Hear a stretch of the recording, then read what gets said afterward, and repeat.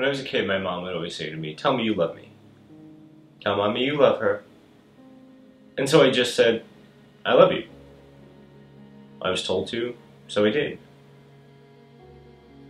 And I think I took that attitude, for lack of a better phrase, into life. So I think my view of love, the word, was very skewed. And so I'm very trusting until I'm not. So you give me a reason not to be. My failure, if any,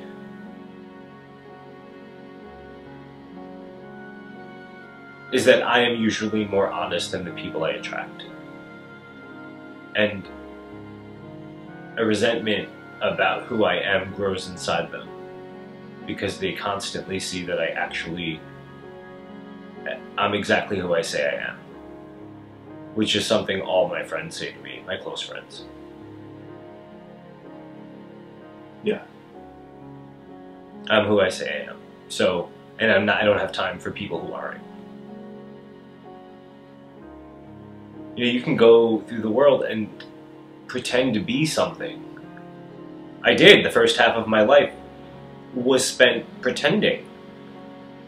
So as I've gotten older, I'm not interested, and I don't care whose feelings get hurt in that process, because I have never set out to hurt anyone, but if I wound up hurting you because I needed to make a better choice for my life, then no, I don't feel bad about hurting you.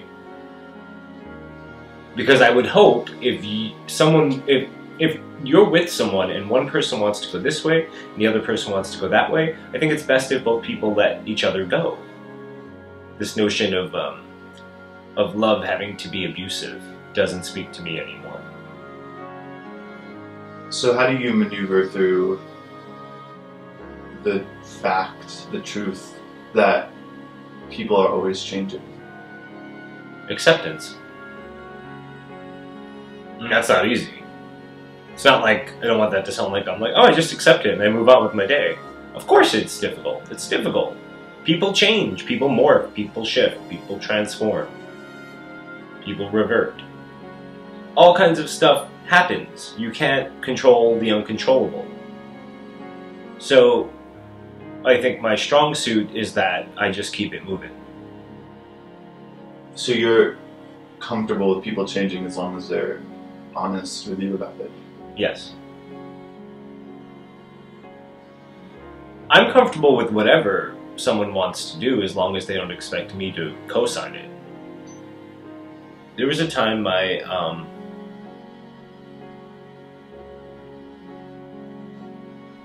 mom wouldn't stop hitting me.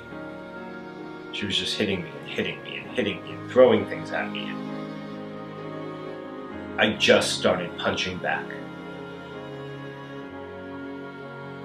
So that would give you a really good indication of who I am. My parents couldn't love, but they did prepare me to live in a world that didn't know how, so that I could find my own way through that. They gave me the only tools they could. They made me a fighter. What have you recently discovered about yourself that is beautiful?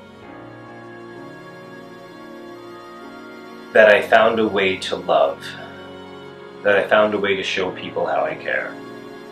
That all the years of being paralyzed inside my own body, not being able to express, to share, to love, that I am free from that. I have found a way that I can say, hey, I love you. This is how I see you. Everyone shows how they love differently. I tend to show mine through my work, through photography, through art. That's how I share. I actually don't know another way. It's funny, the conversations with the project have always reminded me of the conversations I would have with my mother when she wasn't in one of her rages. You know, she would listen, we would have these amazing talks. And I could say anything to her. And she would hear it and receive it, and many, many times not judge it like I thought she would. And I think I take the best parts of her with me all the time. Yeah, what does freedom mean to you? There's the freedom we talk about when we're talking about being American. But freedom for me is just, freedom is accepting the consequences of your actions. And I consider myself very free. Freedom is something in your head.